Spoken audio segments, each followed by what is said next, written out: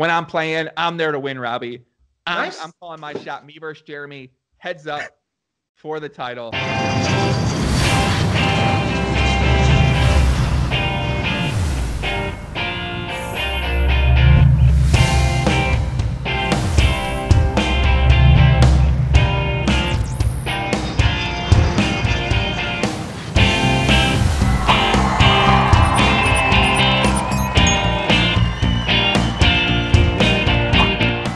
Hey everybody, Robbie Straczynski here for CardPlayerLifestyle.com, and I have the great pleasure of speaking with pretty much the hottest guy in poker right now, the man of the hour, El Papito Grande, the one, the only Joey Ingram. How you doing, buddy? What's up, brother? How's it going, Robbie? Wonderful. What time is it by you right now? El Papito Grande, huh? See. It is 3 a.m. here at El Papito Grande. Wow. 3 a.m. The guy's grinding. He never stops. And what are you doing at 3 a.m.? I'm editing a video for tomorrow. We got a news video coming out, Robbie. Really trying to focus more on delivering the news that happens in poker in an entertaining way, kind of make it fun, and try to build that up as a recurring show right now. So that's what we got going on right now, the news show. So news with Poppy. I don't know what it's called. I actually don't have a Joey name. the Anchorman, right? No, it's probably not what it's called. But I mean, the thing is, I wouldn't do this if someone else did it, but no one else delivers news. It's like we in the poker world have forgot about promoting what happens in poker, or what happens with the most popular poker players, or what happens with the events, or what happens with the moments. The moments sort of come and then they happen, and then no one sees them because no one really promotes it on a bigger scale, and then the moments go away. So my goal for the news show is to take these moments and actually give them some sort of life cycle, and also promote them more, get them out there, try to promote the players in poker who are doing things in poker, whether it's content or playing, and sort of make that a thing that people can expect. So if you don't want to stay up to date on Twitter or Instagram or the forums, you can come to this news show every week and you can figure out what's happening in poker. So that's the idea I have. Yeah. That's certainly filling a niche that doesn't exist. Like you said, just you found a role there. Good luck. I look forward to tuning in. Thank you, Robbie. Thank you. You got your script. I'm going off script already, but I can tell. I know you're a very regimented man. That's the way we do it. Well, you conversate. I interview, so we'll try to make it work. Put me on structure, brother. Put me on structure here. Okay, so everyone out there in the poker fan universe, unless you've been sitting under a rock, you know what Joey did a couple days ago. This guy, he just won Christmas. He got Jeremy Hilsercop. I hope I pronounced the name right. Jeremy Hilsercop, a platinum pass. He got Arlie Shaban a platinum pass. He got himself a platinum pass.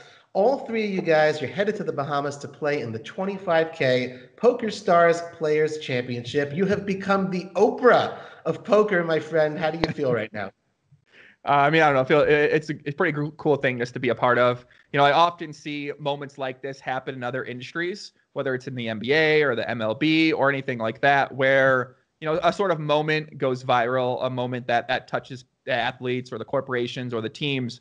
And then I always really enjoy when I see someone who's an influencer in the community sort of step up and say, hey, like, let me bring you out to a game, or let me do this for you. Right. And I've always told myself, if I'm ever in a position to be able to do that in poker, I'm going to try to take whatever moment I find and then try to make that even a little bit more special for whatever it is I find, assuming that it's something that I see that kind of connects with me or that I find genuine. And when I saw the clip of Jeremy that his wife posted, Randy, and I said, man, this is like, I'm like almost crying watching this video of this guy, because you can just feel the emotion about how this man felt, where, I mean, they live in Tennessee. They seem like they work hard, loves poker, huge poker fan, never been to the World Series of Poker before. And now this first time, this guy, it's just, I mean, this is amazing. And I'm in a position where I'm able to give these guys a tour around Vegas, introduce them to their favorite players. I know a lot of people in the community. We can try to get these guys staked in an event. And then from there, it kind of snowballed from there. But how often do you get to be a part of something like this? And the cool thing is that right now we created a moment that's awesome.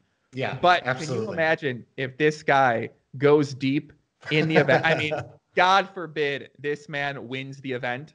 This could be one of the most epic poker stories really in the history of the game.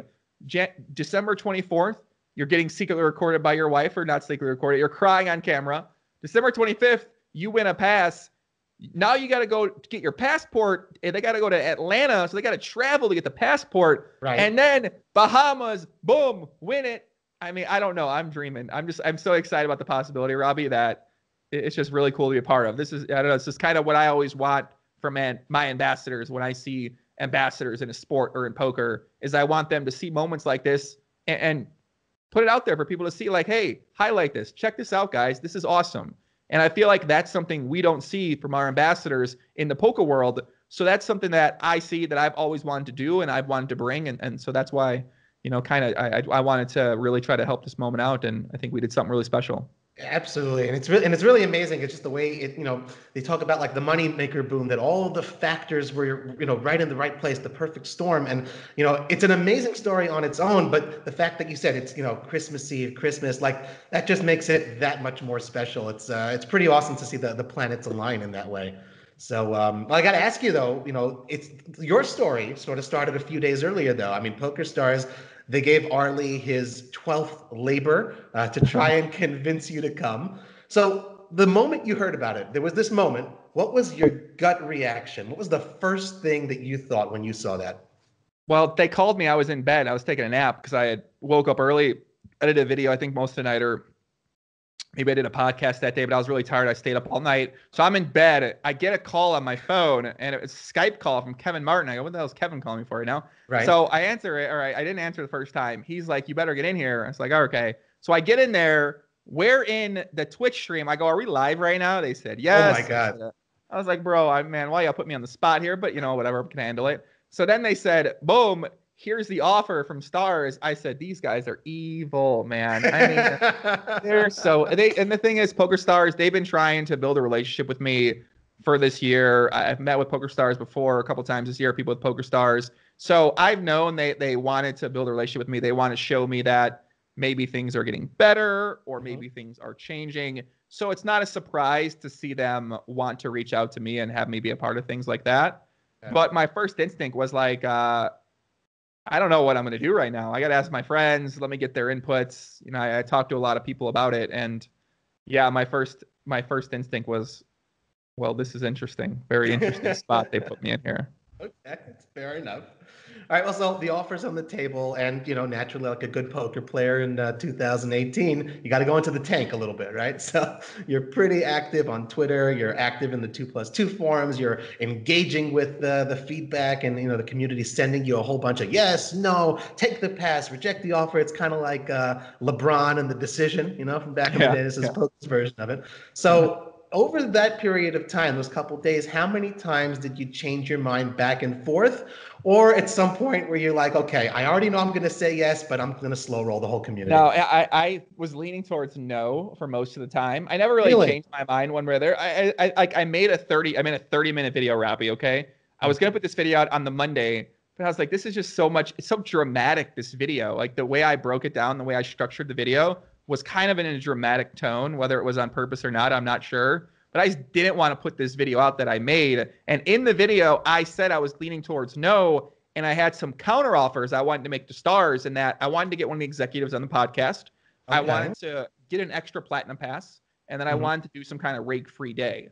That was sort of the ideas. And so that was where I initially sat. It was never necessarily back and forth. It was sort of just on the fence, but leaning towards no. But either way, option I would have been fine with. Okay, interesting.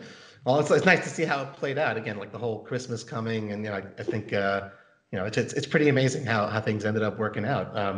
Robbie, I got admission I'm going to do on your show. Admission. Right? There's been a conspiracy theory out there by that's it. It comes out by a young Unibet employee. I believe his name DK Lappin, a Unibet employee. David Lappin, we love that guy. Yes, I saw he was on your list. He said that he thinks it's a conspiracy that I hatched this with Stars, and I do have to admit on here, it was not only a conspiracy between me and Stars, but I also have been working together with Randy and with Jeremy, and we all hatched this damn thing months ago. So this was an elaborate scheme. Yes, me and this family from Tennessee and PokerStars got together in the Isle of Man. We sat down at the table. Isai Steinberg came in. David Bazoff came in.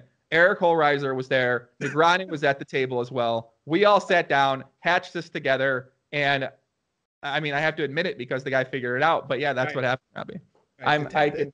That's He's what the happened. Sherlock Holmes of I couldn't poker. believe Bazov came to the meeting though. It was pretty incredible. Bazov was there. He's from taking time out from winning his trial earlier this year. So but Right. yeah, I'll admit it on the show, Robbie, because I like you. Very good. You are coming to us from an undisclosed location, so we don't know what's going on outside this room. So At the GTO headquarters here in Las Vegas, Nevada, home World that's Series. it. Okay, well, truthfully, though, everyone knows you did discover the video about Jeremy and his wife, Randy, giving him the World Series of Poker trip on Reddit as the gift. I got to say, I mean, we don't really seem to hear too much about the Reddit poker forum, Bang, at bang. least in most Step it of up, the boys. conventional poker media reporting. So how active are you there, and would you recommend that more people in the community check it out? Yeah, I mean, I think it's one of the best forums right now that's happening in poker. It doesn't have that much traffic compared to other genres out there, Right. but I think they post a nice mixture of memes, some strategy, some fun videos, some fun images. Those are kind of the memes.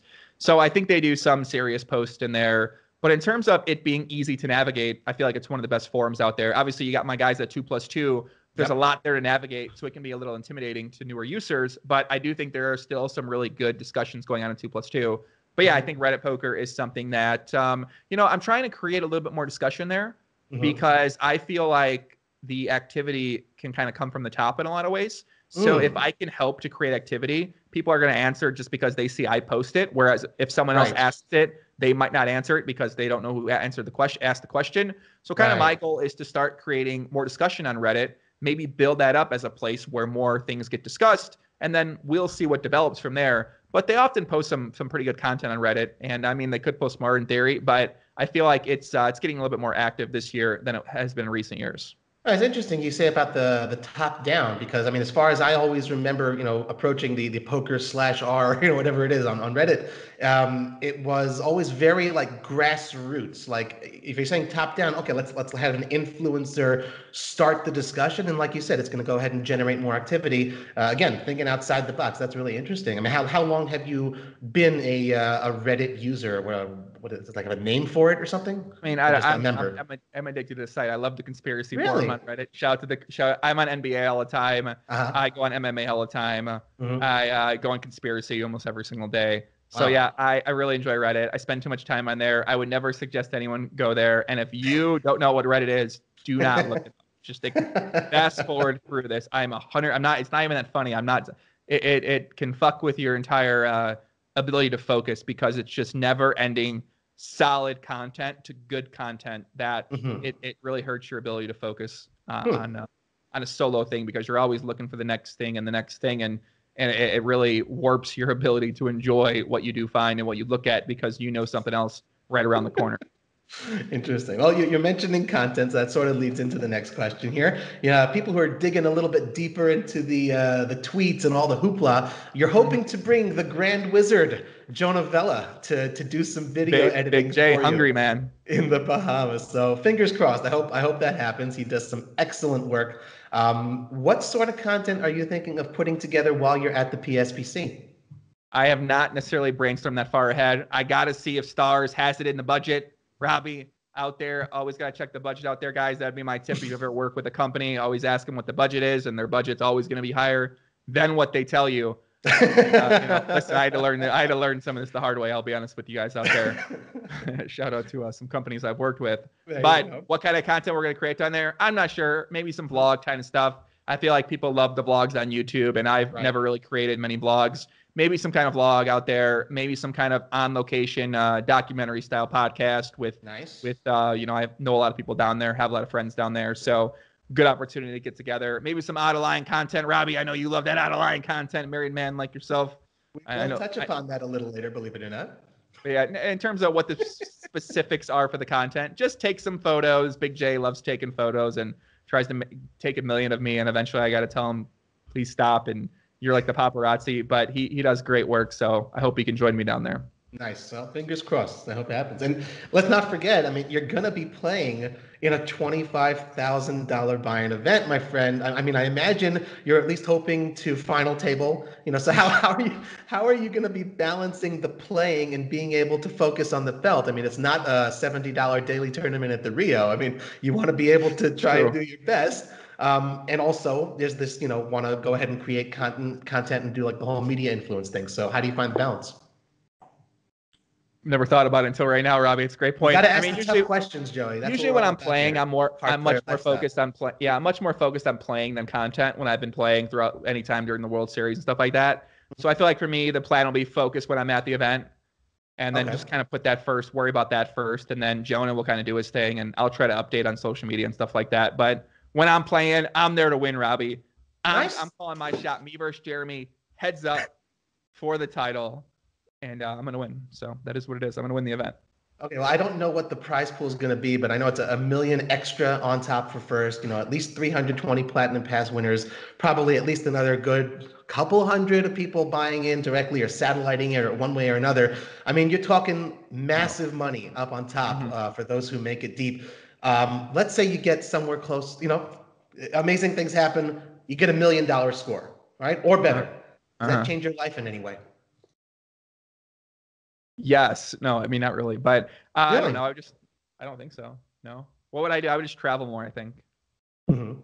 I feel like if it would have changed my life, I think the fun answer is yes, it would. I'd buy a Ferrari. I'd buy You don't want the I'd buy fun a answer. penthouse. I'd buy Real my answer, mom a man. condo. I'd buy my dad a life. Like you say those things like that. But in terms of my life's pretty set in order. I think maybe the only thing I would do is I travel more, probably just get myself out of the house more and not be at home more, which I should probably do already because I kind of stay a little locked in my GTO headquarters here in Vegas.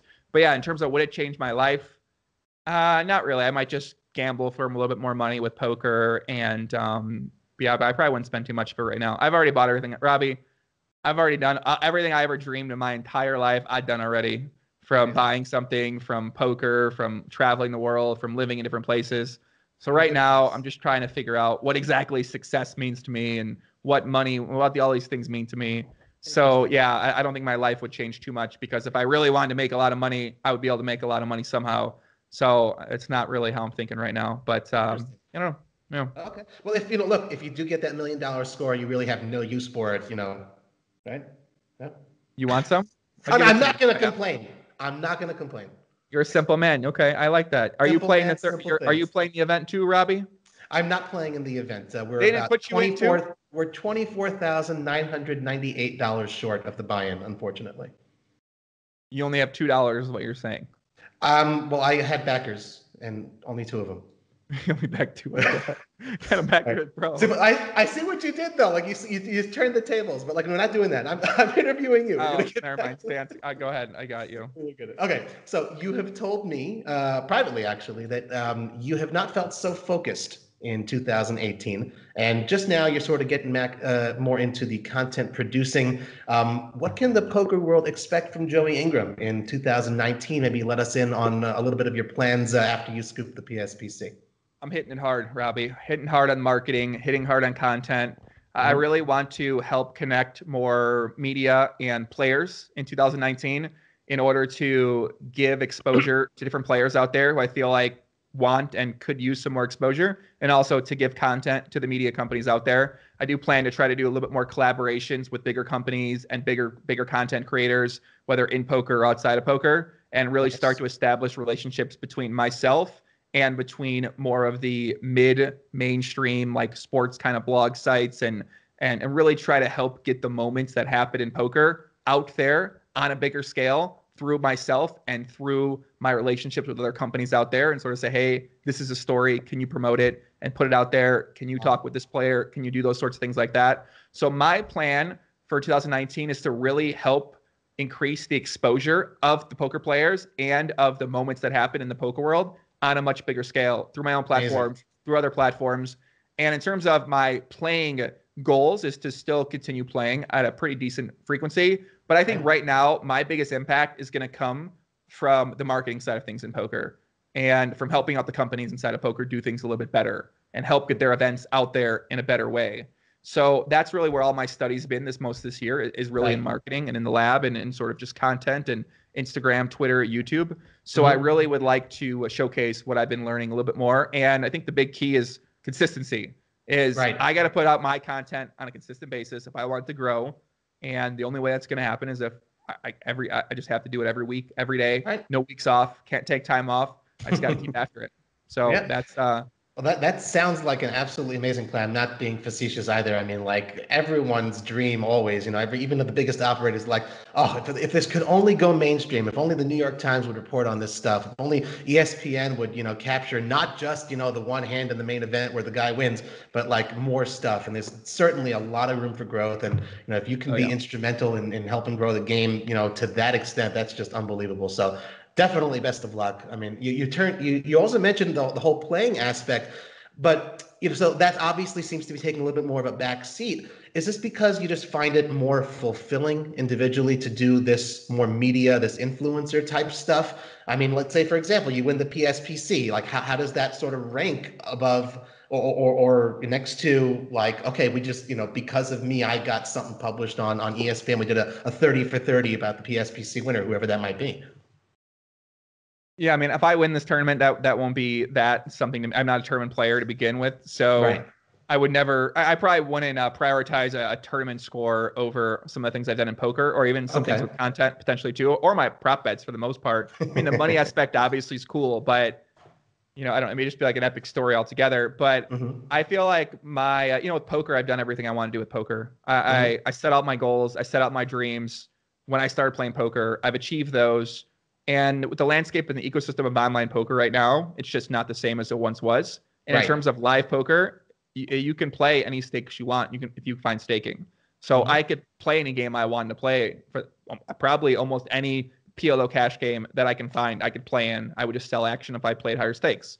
So in terms of the goals you set playing live poker, I mean, it's really hard to set goals because it's like it's just not how it works online. You don't need to battle against good players or playing against tough players if you want a better skill level like I would do online. So for me, live poker, I don't necessarily have any poker specific goals.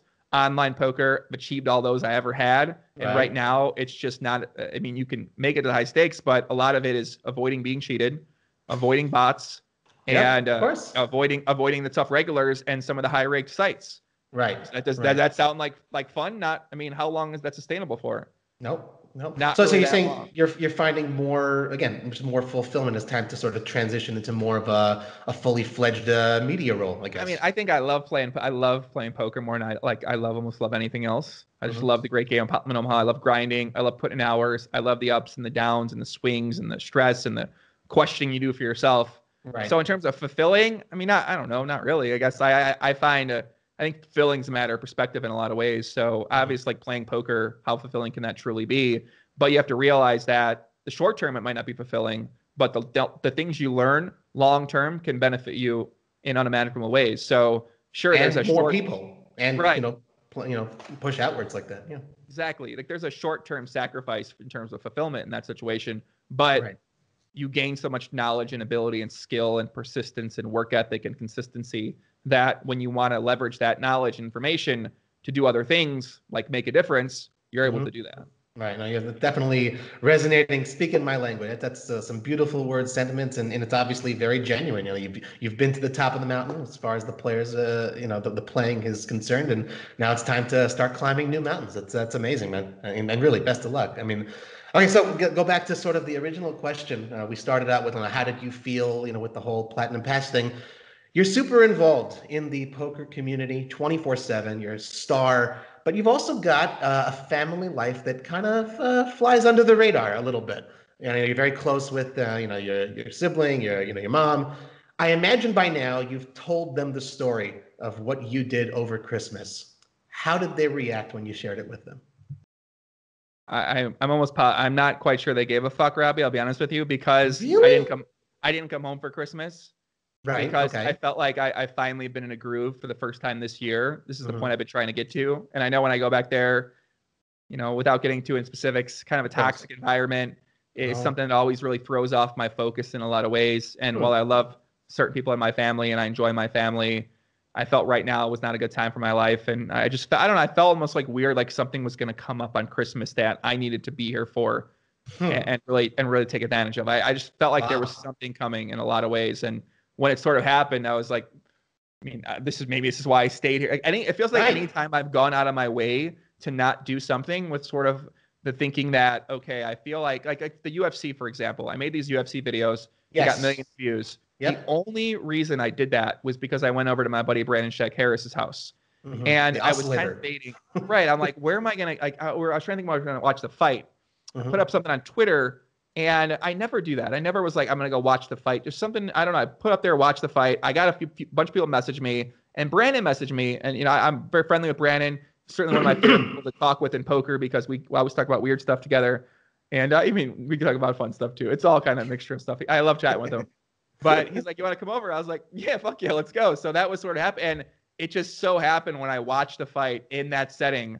And I don't know, something I just felt some sort of weird energy and weird something would happen. And then it happened. It just resonated with me so hard when I watched it. I was like, holy, this is the most captivating thing I've seen this year. Right. And then boom, I just took advantage of it. And I feel like that's sort of what took place here. But back to your original question, I mean, I told them, but they didn't seem very happy with me that I decided to stay home. So, I get that. They're probably like, maybe mad. And like my stepdad, he'll be proud of anything I do.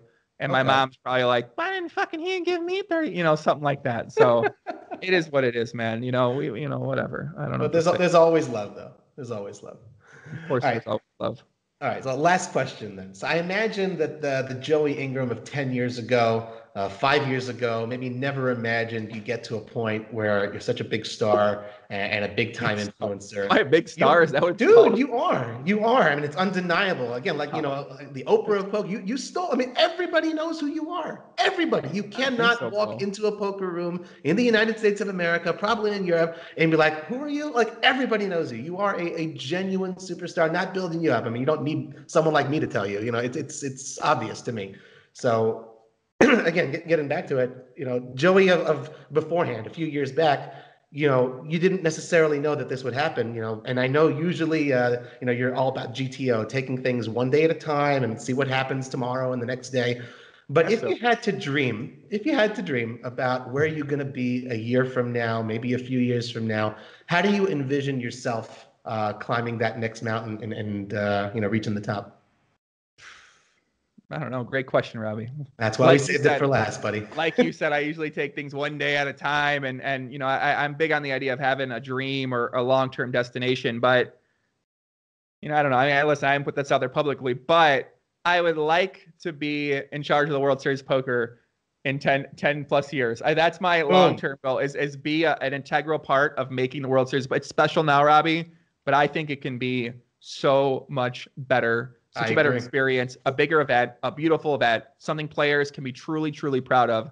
And I would like to have an impact on taking this magical event we have as the World Series of Poker.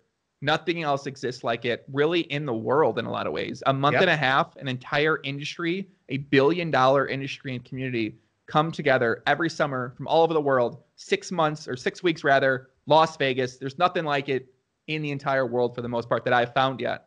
So I would really like to have an important part of that. And I feel like that comes with just building up my own brand, being consistent with content, getting better at my content, getting better at editing videos, getting better at marketing, getting better at taking moments and making them bigger moments. And that just comes with time and practice and learning and consistency in the lab and studying and doing it repetitive over and over and over again. So I feel like in terms of a few years from now, where I could be, hopefully I don't get too out of line. You never know. I'm an out of line person for sure. And you never know. I could slip up any day. But I don't honestly, I'll be happy wherever I'm, Robbie. If I'm in poker, I'll be happy. If I'm not in poker, I'll be happy. I'll always make the best of it no matter what. It's kind of like a generic answer. You want to say something exciting, like, I'm going to be on the fucking king of the world and something like that. But, where my desire on success, like what I want to be successful, what do I want to be? Do I want that to be money or fame or status or just behind the scenes business or making an impact one at a time? It depends on where I want to be, and that's evolving every single day. And right now I'm more leaning towards leveraging the ability and knowledge I have now in poker and then working behind the scenes in some capacity. Right. But that could change if I don't think I want to be on camera for much longer, but it's just a matter of finding out a way not to do that. Well, I'm glad I caught you before it's too late because brother, you caught me. Well, I do want to say a shout out to my buddy Justin. He said something to me a while ago, which I think that you are proof positive of. Talk about your dreams and where you want to be, and as far as influencing the World Series of Poker and doing bigger and better things. He said, Robbie, try to be so good that they can't ignore you. And that's what you've done, my buddy. It's unbelievable Exactly. what you've done. And yeah, you know, I just want to say, Joey, you do a lot of conversations. I've been lucky enough to have quite a few with you over the years, but you don't really do interviews. So I'm genuinely touched. I'm honored, and thank you very much for giving me this opportunity. And ladies and gentlemen, you know, that's it. It's the great Papito, Joey Ingram. He's doing amazing El things in the Grande. poker What did you world. call? What did you say earlier? El Grande Papito. El Grande Papito. That works, no? You're hilarious, buddy. It was very. I appreciate you having me on, man. It's always nice to talk with you. You got it. You keep up the good work too, buddy. Come on, man. You're doing some great work as well. Keep up the good work. I appreciate it. Oh, so again, I'm gonna be promoting your stuff more in 2019. I decided that the people who actually you're going off script. No, the people that bring a positive environment to poker, because it's not many. There's not many that actually love poker and bring an actual positive happiness, whatever attitude. Those people got to be promoted, man. So that psychotic guy, Nick, who Pro Poker Nick Jones. Oh, Nick Jones. That dude is insane. That guy's fucking crazy, and I want to promote him. Post any chance I get. Robbie's yours as well too. And you know, I really want to show some more love to the people out there who are doing some good stuff for the media, because it's good for that. It's good for the whole entire industry, I feel like, to promote everyone. Thank you. Well, I mean, it's good to see all the love coming for you right now. Good things happening to a good guy, and you know, everyone knows Joey will be in the Bahamas playing GTO at the felt, and likely getting a little OOL off of the felt. So if you won't be there to catch him in person, look for Joey on Twitter at JoeIngram1, and of course subscribe to his YouTube channel. We'll put that in the links below. And once again, this is Robbie Straczynski for Card Player Lifestyle. Follow me on Twitter at CardPlayerLife, and hey, maybe subscribe to this YouTube channel as well. Thank you everybody so much for watching.